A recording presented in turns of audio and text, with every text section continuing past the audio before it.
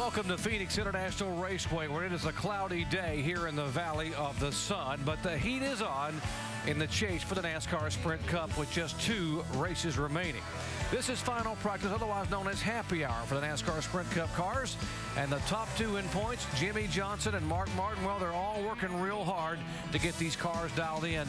Just separated by 73 points after Jimmie tagged the wall in Texas last week and finished back in 38th position.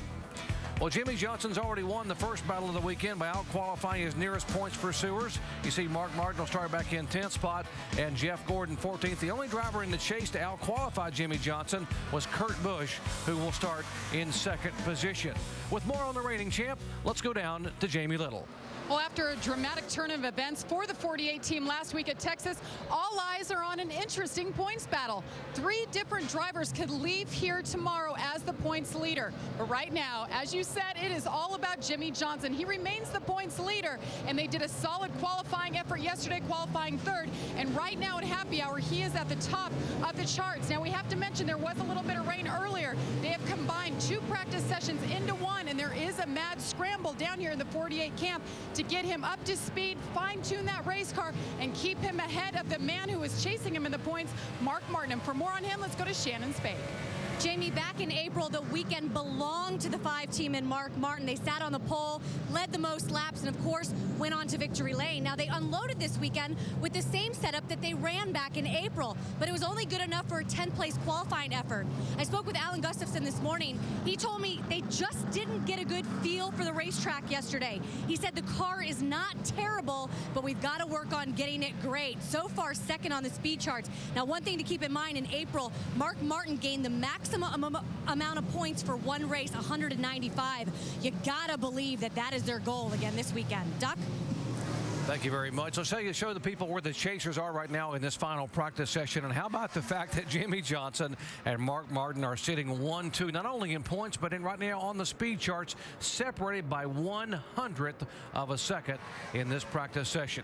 Hello, everyone. Along with Dale Jarrett and Andy Petrie, I'm Jerry Punch. Glad to have you with us here. And, guys, if you're Jimmie Johnson or Mark Martin, what is the game plan here at happy hour? Well, to be successful at this racetrack, you have to make sure your car turns in the center of the corner. So I want to really work on my car, make sure that we get it to that point. After that, then, I want to see what it takes to make the car a little bit tighter, and then see what it takes to make the car looser. I want to be able to make those adjustments in case we have to fight one of those 2 tomorrow. And the trick is for the crew chief, he's got to be able to make those changes and be able to do that on pit stops during the race tomorrow to make that car do what the driver is looking for. And it's what we call keeping the car adjustable. And that's the key right there, is to have everything that you can change quickly. The other thing is we got to worry about fuel mileage, because last week we saw how that was such a huge factor in that race. And we got to make sure we can go enough laps and make sure we can get all the fuel out of the tank and know exactly how many laps that is. In the spring of 2008, with regard to fuel mileage, Mark Martin was pulling away and had to pit with 4 laps to go, and guess who won the race? I'm guessing that guy on the screen right there. Yeah, you got it, Jimmie Johnson.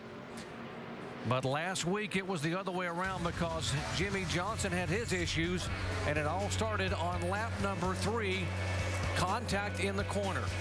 Yeah, this certainly wasn't what Jimmie Johnson had anticipated happening. He saw an opening to go around the outside, get a couple of spots. Sam Hornish got tapped a little bit into Jimmie, and then a wrecked race car from this point. Yeah, and then after this, it was just a ton of things they had to change on the car in the garage area. A lot of suspension parts, a lot of body parts. They replaced the entire front end of the race car. You see them tearing it away right here. A lot of work done. A lot of team members from the Hendrick organization came out up to help.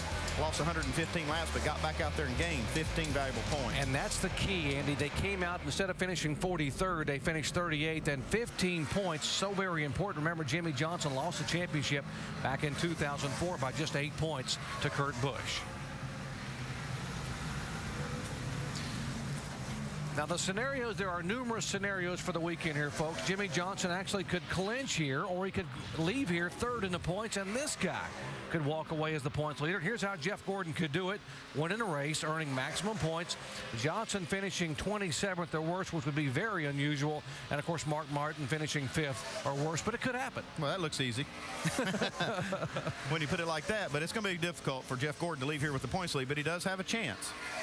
Yeah, we do have a very tight short track here. Even though it's a mile long, this is a short track in all of these drivers' minds. A lot of things can happen. We have a lot of cars that normally finish on the lead lap. Now we have the double file restarts, the wave around, we have the lucky dog. We have all kinds of things that could put a lot of people so on the lead lap. At the end of the day, if you have a problem late in this race, you could be relegated finishing well back in the 20s. Yeah, DJ, we've talked about the chase. Now let's talk about the race for just a moment now. It's a bit of a surprise in terms of qualifying yesterday. Here's our pole sitter, Martin Truex Jr., who won the pole on his very first lap. In fact, his both laps were quick enough to be on the pole, but he's picking up his third pole of the year.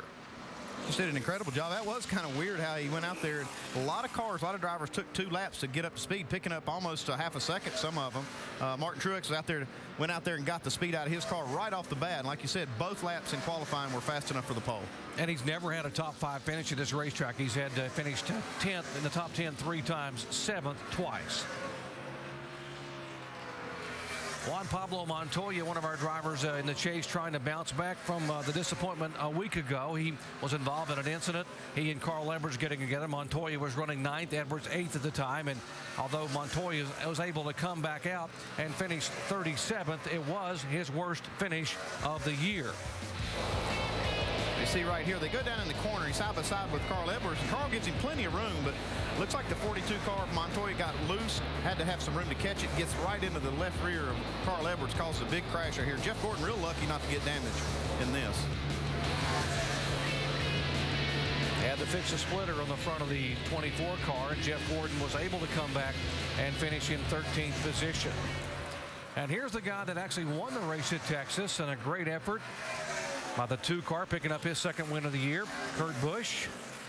In fact, the Busch brothers led all but 13 laps of the 334 laps last week at Texas Motor Speedway. Yeah, they were certainly dominating there, but Kurt's the one that ended up having a great car at the end, plus enough fuel to get there. Yeah, Kyle Busch dominates and runs out of fuel with 2.5 laps to go, and Kurt somehow able to milk it down there and get the victory.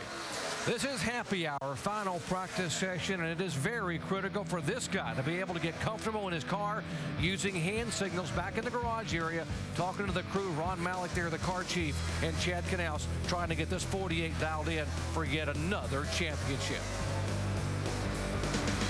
NASCAR Sprint Cup Happy Hour, brought to you by AutoZone. Because do it yourself doesn't mean you have to do it alone. Get in the zone. AutoZone.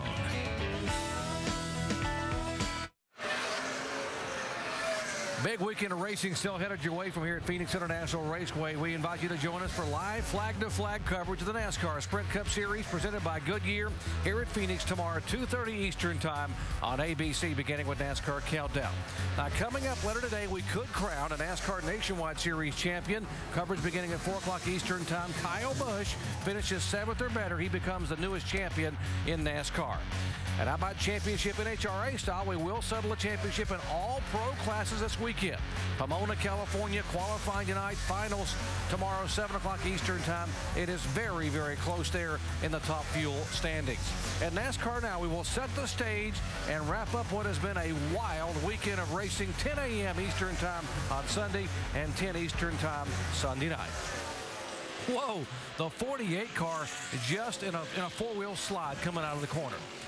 You're going to get that a lot. There's not a lot of grip to be had on this racetrack, and the sun has started to come out. We had a rain shower earlier that actually delayed the practice session for these guys today, and so now the sun's starting to come out, heating this place up, and there's just not a lot of grip to be had. So these drivers really earn their money in this 500-kilometer race because you fight this car off of into and around all of these corners. Yeah, Jimmy Johnson, one of the best I've seen at really controlling that slide, keeping that rear end, getting the most you can out of those rear tires.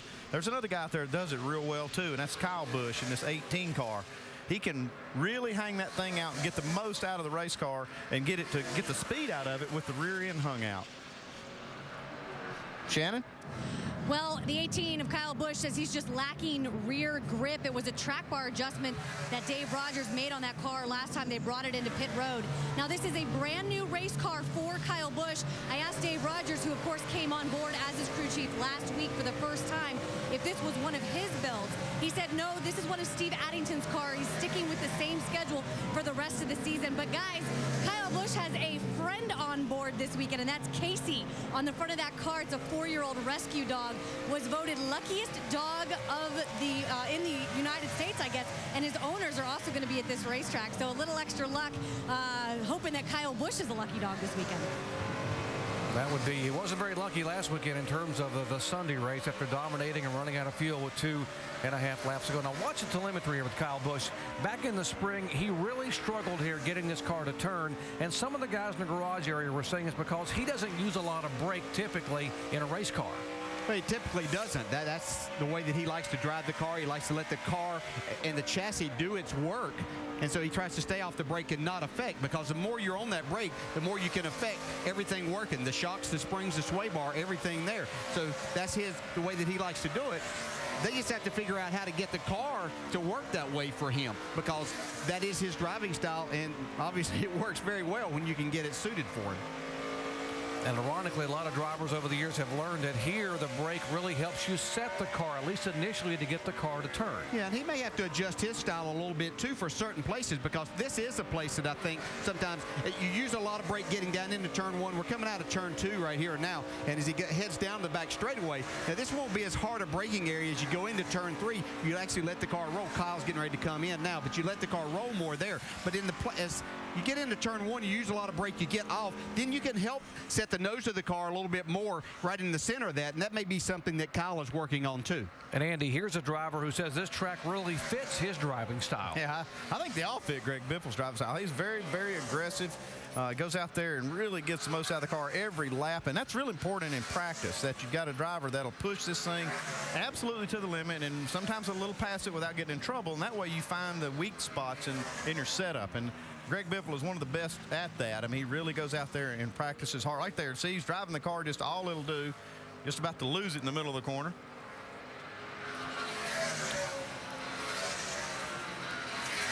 What about the 5 car of Mark Martin? We talked about the fact that he set on the pole here in April and dominated the day, but wasn't as good as he wanted to be in qualifying yesterday. How is he now, Shannon?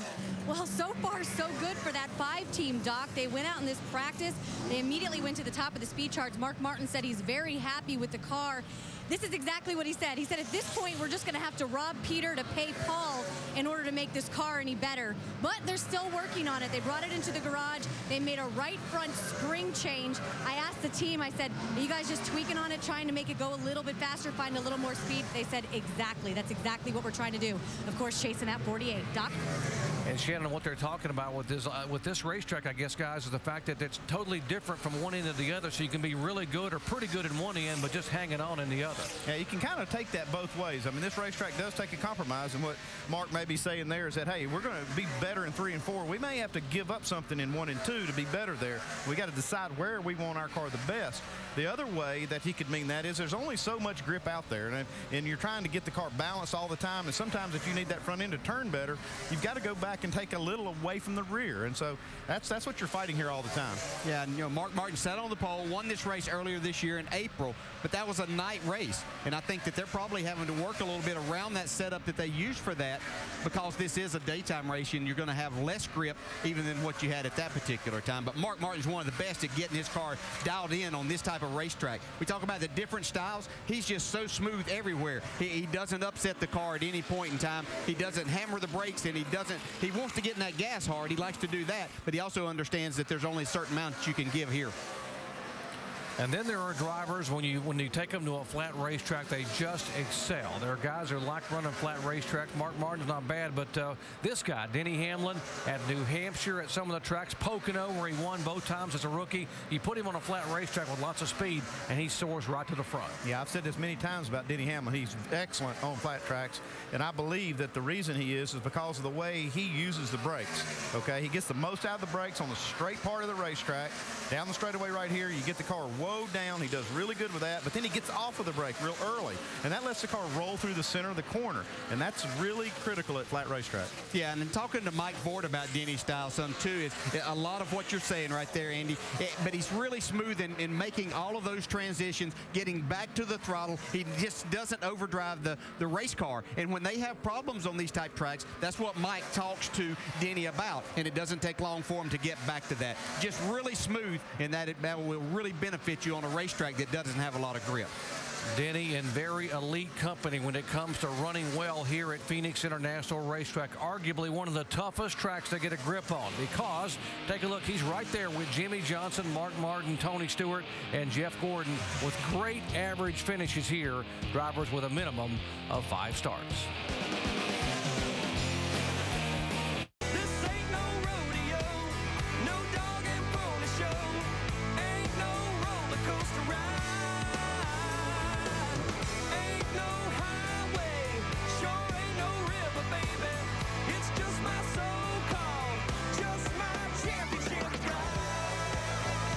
It could be a roller coaster ride, though, for drivers trying to get to that championship stage in Las Vegas. These guys both hoping to make NASCAR history. One wanting to become the only driver to win 4 consecutive titles, Jimmy Johnson, and Mark Martin trying to become the first 50-year-old champion in the 61-year history of NASCAR Sprint Cup Series. This is happy hour, final practice session. These guys in and out of the garage area time and time again. And Dale Jarrett, you were talking about these guys. You want to find out how loose your car is going to be and what it's going to be like there and how tight it's going to be. Do you put tires on these cars that have a lot of laps on them? How do you cycle this? Well, you're going to put as many laps as you can on. You want to go out and make 10, 12, maybe even 15 lap runs. So the amount of laps isn't necessarily the determining factor here. It's the cycles that you're going to put on. I think that's what the tires tend to give up more, and you start losing information the more times you're in and out of the pits. So you might get 3 runs out of them, and then it's going to be time to put on a set of tires and say, okay, let's kind of see where we are. I think we saw Jimmy Johnson in the pits just a minute ago. Looked like they were putting fuel in, getting some new tires on this thing, Andy, and seeing if this is kind of where they need to be. Yeah, ideally you would have a set of tires you'd put on the car, make a change, go out there and run 20, 30 laps, see how it works, come in, make a change, and put another set of tires on, go back out. The only problem is there's not enough time for that in a happy hour session. So what you'll do is you'll just go out there on one set of tires and run through 4 or 5 changes. Okay, and then when you feel like you've cycled those tires too many times, you say, okay, this is what we think we've learned. Let's put everything that we think's good, put it on the car, put another set of tires on it, and go out here and run 10 or 12, 15 laps. And that may be what the 48's doing right now, is trying to put their package together and see how it holds up over a longer run. Jimmy Johnson back on the track. Now let's show you where the Chasers are practicing right now in terms of the happy hour speed. Jimmy's still atop the speed chart. And that was a lap early in this session. Mark is second. Some of the other guys, see Denny Hamlin down in 25th. But we really don't know what kind of tires they've got on their cars right now and how much they're working on race setup in terms of what's going to happen as the race evolves. Yeah, all these laps were turned early in the practice session, which is typical for a racetrack that gives up a lot of grip to the tires. And so this happened early on. That's why they have to come in. It's hard to evaluate every change because you do lose grip. The tires lose speed as you run. So you have to make good, educated guesses on where you are when you do have worn tires on the car. Let's find out what's going on down in the garage area in the 24 garage. Jamie. Well, Jeff Gordon is doing exactly what you guys are talking about, running some different cycles. Comes in, they fill it up with fuel, put some tires on, make some adjustments, and go back out. Now, his biggest problem today is actually turn 1. He's losing drive off, so they've been messing with the rear bar air pressure, seeing if that will help him at all. Remember, he's one of those 3 drivers that can mathematically leave here tomorrow leading the points. But, guys, he qualified 14th, and on the speed charts, he needs to get a little bit faster if he wants to make that happen tomorrow. Trying to get this one dialed in. A lot of guys have different agendas for the weekend, and the driver that's on the racetrack, or one of the guys, this guy here, Kevin Harvick, has already gotten 1 check mark on his list because he won the NASCAR Camping World Truck Race last night here. But more importantly, his driver and truck, I should say, Ron Hornaday Jr., was crowned NASCAR's champion for the 4th time, and by the way, the first champion 51 years of age in NASCAR's major touring series. Congratulations to Kevin Harvick and his company, Kevin Harvick Incorporated. Boy, you know, that was a good party last night. Oh, my gosh, yeah. He won the race, and his driver, Ron Hornaday, captured the championship. 77 car, Sam Hornish Jr., he was involved in that early lap 3 incident last week at Texas after being bumped by the 00 car.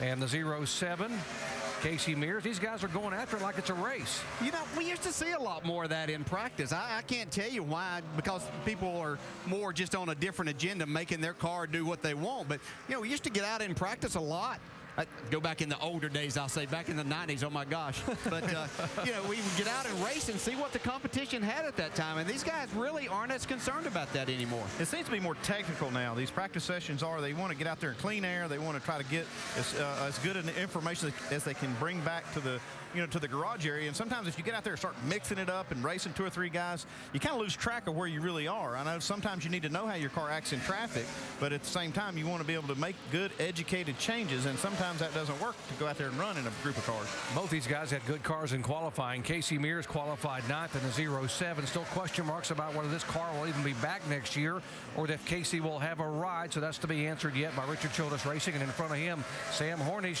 who was the fastest car in the practice session prior to qualifying, couldn't quite back it up in qualifying. He will start 12th here on Sunday.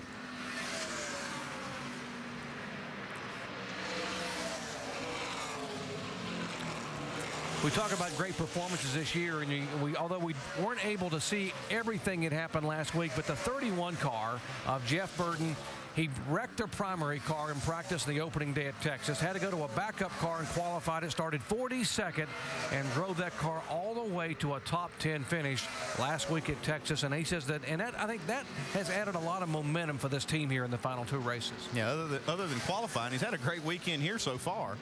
This is his kind of racetrack as well. Yeah, last week was the first time that RCR has had 3 cars in the top 10 at the same weekend all year, so they are making some progress. Shannon? Yeah, Jeff Burton, a couple great weeks, guys. I mean, they made that crew chief change. I'm sorry, I don't know if you guys already mentioned this. I was busy talking to the team, finding out how the 31 team is doing. But Todd Barrier coming on board the last 2 weeks, and it's been top 10 finishes for Jeff Burton. Right now, he says that the car is just, it needs a little more grip. I guess that's a common theme out here at Phoenix International Raceway. And he needs to turn a little bit better. Once again, another theme. So, but it's a great weekend for them so far. They're right there on the speed charts and have been all practice. Yeah, I think Todd Barrier right there is one of the best crew chiefs in that garage area. And this is Burton's chance now to work with Todd. Yeah, and talking to Jeff a few weeks ago, he was really excited about this opportunity. He thought that this, some things that they were doing internally, and then also moving Todd over to be his crew chief, we're going to get them back on track and on pace again to start running up front and having opportunities to win races. And folks, Jeff Burton has not finished out of the top 15 here at Phoenix in the last 17 races. He is that good, including 2 trips to victory lane. And this guy's pretty good too, winning 3 the last 4 times we have come to Phoenix. And you know how he does it here, guys? Yeah, he's fast, but he's also very consistently fast. Look at the averages across 10 laps. Jimmy Johnson right at the top of that list. Montoya's there, Newman, some of the other chasers, Jeff Gordon and Mark Martin, 6th and 7th. But guess who? Superman soars to the top of the list.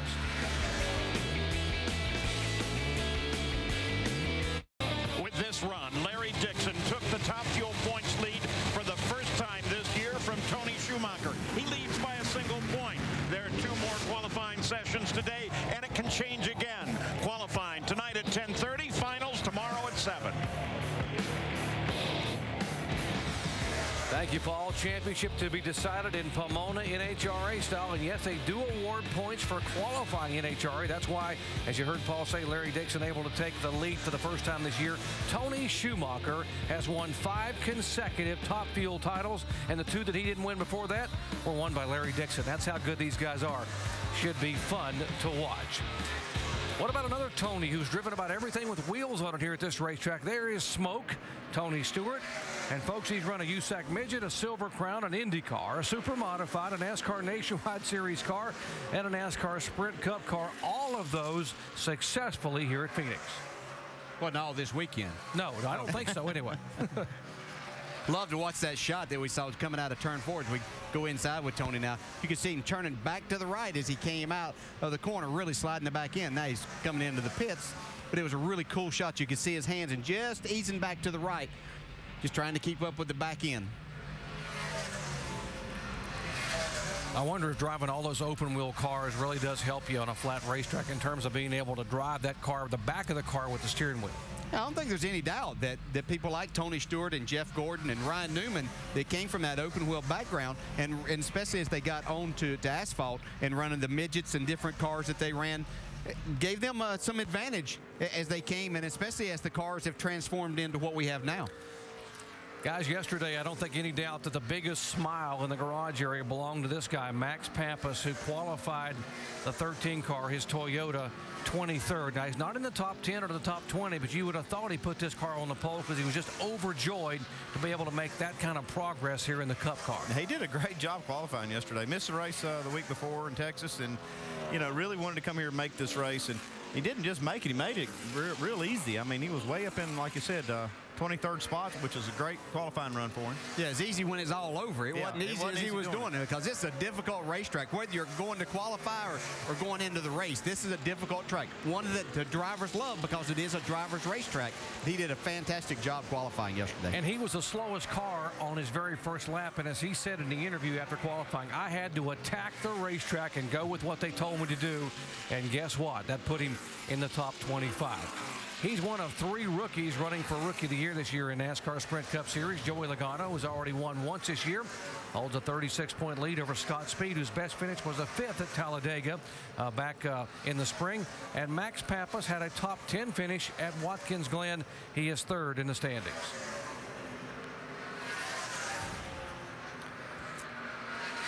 Here's the 7-car, Robbie Gordon, and Robbie's been running full-time in the NASCAR Sprint Cup Series since 2006. And he announced yesterday that he has only limited sponsorship for a handful of races next year. Still looking to try to be able to run full-time, but only has a very few events right now fully sponsored. Yeah, Robbie said that he only has like 8 races fully sponsored for next year. So he is obviously still trying to put something together that will allow him to run the full schedule, but it's very difficult out there right now, as you could imagine. And, Robbie's struggling, but kind of wanted to get that out there for everyone to know if there's someone looking. I'm sure that with his situation, probably can do it for a little bit less than what some of these bigger teams can do it for. And right now he's 34th in points, so he's guaranteed to be able to get those starts in the first 5 races. So that's a pretty good situation for a sponsor as well. How about A.J. Allmendinger?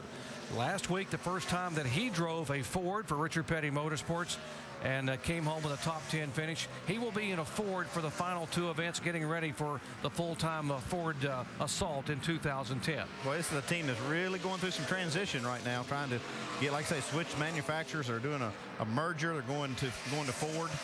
A lot of you had to eliminate a lot of the employees over there the last week or so, and maybe have to trim down some more to make this all work. Over 250 employees, and they took many of them away in the engine room at the beginning of the week. They had only 4 left that'll prepare the Dodge engines that are going to run, and of course many more going this week. Now this week there's one Ford here. What about the fastest Ford right now in terms of happy hour? And that is the Talladega winner, Jamie McMurray, and still somewhat of indecisive as to where he's going to go. Everyone believes that in the next week or so we'll see an announcement where he will be possibly in the 1 car for Earnhardt Ganassi Racing in 2010. Well, this is obviously a very talented young man that just needs an opportunity in another car. That, as Jack Roush is having to come down to 4 teams, and so Jamie was kind of the odd man out there. Very talented race driver and very likable, very personable. So obviously for some sponsor out there looking and team owner looking, he has the whole package there. He's obviously proven he can win races, and that's what he wants to continue to do. Other drivers that we're looking as of the weekend beginning here for rides next year are in this list right here. By the way, it was announced about an hour and a half ago. Bobby Labonte has signed a 1-year contract to drive the 71 car with Tax Slayer as a sponsorship for Kevin Buckler. So he's there. And David Strimmy, by the way, will be in the 09 car next week at Homestead. That's a Chevy. That's a Hendrick Chevy that's owned now by James Finch.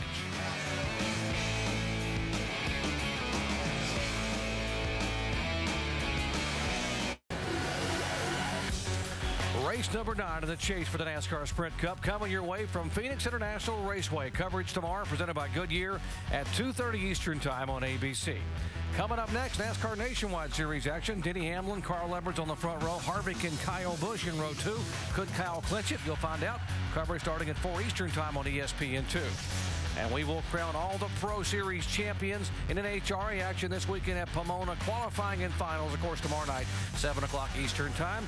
And we will set the stage, and we will also explain how it happened and why it happened on NASCAR Now, starting Sunday morning, 10 a.m. Eastern Time, final edition at 10 o'clock in the evening. Red flag on the racetrack here in happy hour. Some debris on the racetrack, some metal coming off a couple of cars and rolling up across the groove. So they have stopped the cars on the racetrack. There's a piece of metal that's on the track, and they will get the cleanup crews out to try to quickly pick that up. I can't tell exactly what that is. Maybe a piece of brake duct or exhaust pipe. Can't take a chance on it being metal. Numerous scenarios here for the weekend, by the way. We told you that Jimmie Johnson could leave here and clinch the championship. He could also leave here as far back as third in the points or anywhere in between. That's why it's such a special weekend here to watch the chase. So much excitement because of the misfortune that happened to him last week at Texas, having to finish in 38th with a damaged race car. Yeah, and the biggest thing is it's going to take all day to figure all of that out because so many things can happen here. Again, this even though it seems like a relatively short race in the number of laps, it takes a long afternoon, and we have a lot of cars that finish on the lead lap, so a lot of things can happen. And Jimmie Johnson and them just have to do their job, and looks like in practice so far they are, Jamie. Well, they've been on the top of the speed charts entire practice, but that doesn't mean that they're sitting back and just relaxing. They've actually been adjusting on this car a lot. Just to give you guys a perspective, since we started practice, it has gone up 15 degrees, and that means a lot of track-changing conditions. So Jimmie Johnson started one way, adjusted a lot for loose, and now they've gone back to the way they started. So it continues here, Shannon. Yeah, Jamie, Mark Martin has really been chasing Jimmie Johnson this entire practice. Alan Gustafson and the crew letting Mark know where Jimmie is beating him on the track. Most recently, Mark brought it in. They put on some sticker tires, went back out just to see how that car takes off on that short run immediately when they come down for a pit stop. But he's pretty much happy with it. He said those new shocks are great. They did go back to the original right front spring. But Dale, I spoke with Alan Gustafson this weekend and asked him, you know, hey, listen, we hear every weekend that, you know, their mindset has not changed at all. They're going out to get the maximum points and to win a race. But has it changed at all, knowing that you have a shot? And he said, if we're behind Jimmie, we're definitely going to get aggressive, but not on the setups. We cannot afford to make a mistake on the setup, so we've got to be conservative on that. Do you think that that is the right way to go? And as a driver, does it change your mindset knowing that you have an opportunity to catch the guy in front of you? Well, Shannon, yeah, he's exactly right. You have to do, as far as the race car goes, the things that got you to this point. So they know how to win here. They've done that. They did it earlier this year. So they have to kind of stick to that mindset and put the car there and do that. Now, as far as Mark driving the race car, what does he need to do? All of that can change within the day. He's going to go into this race tomorrow thinking, okay, I need to go win. I need to try to lead as many laps as I possibly can to put as much pressure on Jimmie Johnson and his team. And then, but if something should happen to Jimmie early, they will take a different approach whenever they get later into the race to try to maximize the points gain in that situation. Yeah, the last thing that they want to do is to gamble with the setup. That is what got them here. You're right, Dale, and that's not the place you want to be gambling in when you're in the position that Mark and Jimmie are in. Now, for some of the other cars that are chasing, like Jeff Gordon, taking a gamble on a chassis setup here might be a good idea to try to make up some points and try to beat these guys on the racetrack. But for Mark Martin and Jimmie Johnson, they have just been too solid out there with their setups to be messing with that at this point. Andy, you talked about adjustability at the top of the show. Now, you heard Jamie and Shannon talking about how the temperature now has come up some 15 degrees here. Tomorrow, the expectations are that it may barely get to 70 degrees here, may be the coolest day of the weekend. How do you prepare for that? Well, the one thing, this practice sun on it, so all these changes, they're able to go back and say, okay, this is what the track temp was, and this is what we did, this is what it liked. That's all going to come into play tomorrow. And now they've got some data, some real data that they can use to set their car up based on what we do have in actuality tomorrow.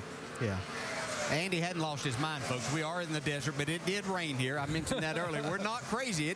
We did have a little shade. This is the same car that they didn't qualify that well with at New Hampshire, but drove all the way into the top 5 here in the late laps.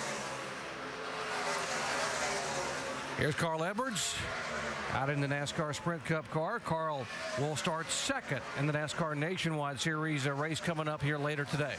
Yeah, we're in the last 5 minutes of this session, so everybody trying to get out there. Carl getting in, maybe want to get one more change and get back out on the track.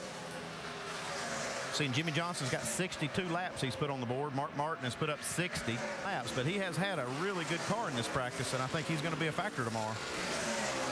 I think they took some time to make some big changes on Junior's car, but he was probably watching his car this last time out was the loosest that I've seen his race car. It was pretty good, but that seemed to be the freest off the corner. Here's a 12 car, Brad Keselowski, second start he will make in the Penske Dodge. Obviously, he is being mentored a lot by Kurt Busch, and fifth on the speed charts, and went over and talked to Kurt Busch and got some help and really picked it up in terms of his comfort and line here on the racetrack. Yeah, he's still 34th on this practice session too, but I've watched what he's doing. He showed up on our 10-lap averages in the top 10. He's actually 9th when you look at it that way. And that's the way this guy races. He really doesn't just blast off and go with fast laps, but he improves, gets faster and better as the race goes on. That's one of his strong points. Yeah, and I hated for David Strimmy that he got put out of the car. This is very valuable experience that Brad is getting with this race team in this car for these last few races. So this will really benefit them as they get their sights set on 2010. We mentioned his teammate, Kurt Busch, who will start on the outside of row 1 tomorrow at 2:30 Eastern time. Kurt Busch finished third in this very car here back in April, finished second in this car in this race a year ago in a green-white checkered dash that he lost to Jimmy Johnson. Jamie. Well, if you're looking for a spoiler this weekend, look no further than the 2-car Kurt Busch. As he was last weekend, what a story this team has. Lame duck crew chief, not allowed in the shop except for Tuesday meetings, and they come out and they win last weekend. This team is on fire right now, and they have nothing to lose, everything to gain. So they're just going out there, going for the win. And this car right now, a little bit loose, but they said they're making it better. Sway bar adjustment, front left spring adjustment, but they're happy right now. Gained 2 positions in the points, guys, so he could be a good spoiler tomorrow. Yeah, that's one of the things I've been so impressed. I can't hardly believe that you can have the kind of performance that this team's had with the turmoil that's in the team. You have a crew chief that's not even allowed in the shop. He's not going to be there next year.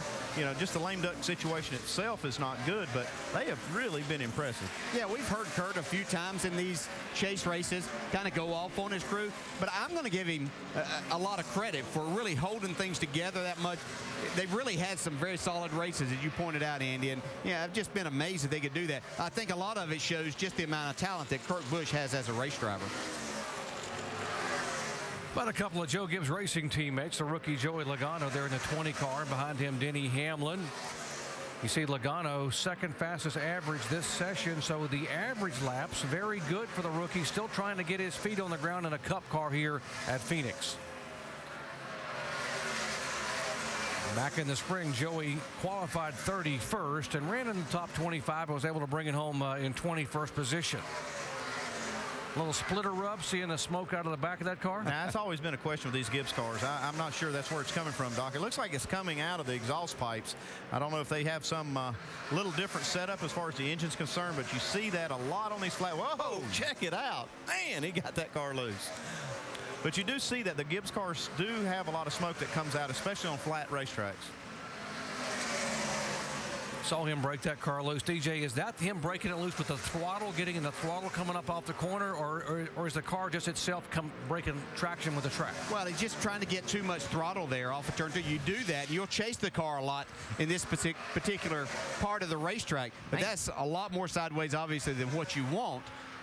But he was trying to keep his teammate back there and see just how hard he could push it, and now he kind of knows his limit. Anything past that is going to be too far. And now you can get some valuable advice from Denny Hamlin in the post meeting after practice. Say, what do you think? What do I need to do? Oh, his car looked great, is what Denny's going to tell him. Yeah, that's a good save, but everything looks good. No, Denny will help him. Denny has been very much, both Denny and Kyle have been very much a mentor for Joey Logano there in Joe Gibbs Racing.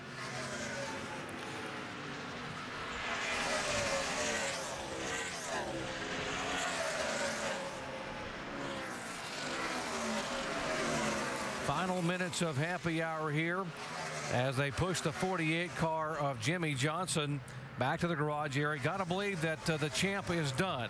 Yeah, they're going to call it good with 64 laps on the board. And the black and red flags waving. There's the 5 car. Mark Martin, he is also done as the session is over. And let's show you the top 10 here in happy hour final practice. How appropriate that it's Jimmy Johnson and Mark Martin, the guys 1-2 in the points atop that. How about Dale Earnhardt Jr. looking for win number 1 in 2009? And there's the pole sitter, Martin Truex Jr. Last week's winner, Kurt Busch. Folks, this is going to be a barn burner here on Sunday. Great down-to-the-wire points chase for NASCAR. Our coverage beginning at 2:30 Eastern Time on ABC. NASCAR Sprint Cup Happy Hour, brought to you by Crown Royal Blended Canadian Whiskey. For every king, a crown. Please drink responsibly. We are getting set for what should be a shootout here on Sunday. The big question to be answered, could this man make NASCAR history by winning his 4th consecutive Sprint Cup title? Or will we possibly see for the first time ever a 50-year-old NASCAR champion, a man who's been trying for 27 years to get there, Mark Martin, who has finished as a runner-up 4 times. He's finished 2nd 4 times, 3rd 4 times, and 4th 3 times. They are separated by just 73 points in the standings and by 7 positions on the racetrack. Jimmy Johnson starts 3rd. Mark Martin back in 10th position. See Jeff Gordon in 14th. It should be a wild one here in the Desert tomorrow. Guys, expectations, what do you think we're going to see here in this next to the last race of the year? Yeah, just great short track racing. This is going to be side-by-side racing. You're going to have your car good. No mistakes in the pits. They're going to be of utmost importance. Tough track to pass on. Yeah, I think Jimmy Johnson and Mark Martin are going to run each other till their tongues are hanging out all day tomorrow. One lug nut issue, one pit road speeding penalty could totally change the complexion of the chase. Back in the spring, Jeff Gordon had a lug nut problem, came back down pit road, lost 2 laps, and finished 25th. Oh my, that could totally change things here on Sunday. Our coverage beginning at 2:30 Eastern time on ABC. Well, guys, coming up next is some NASCAR Nationwide Series action, possibly a countdown to a NASCAR Nationwide Championship. To set the stage, let's go down to our pit studio. Here's Alan Bestwick and the boys.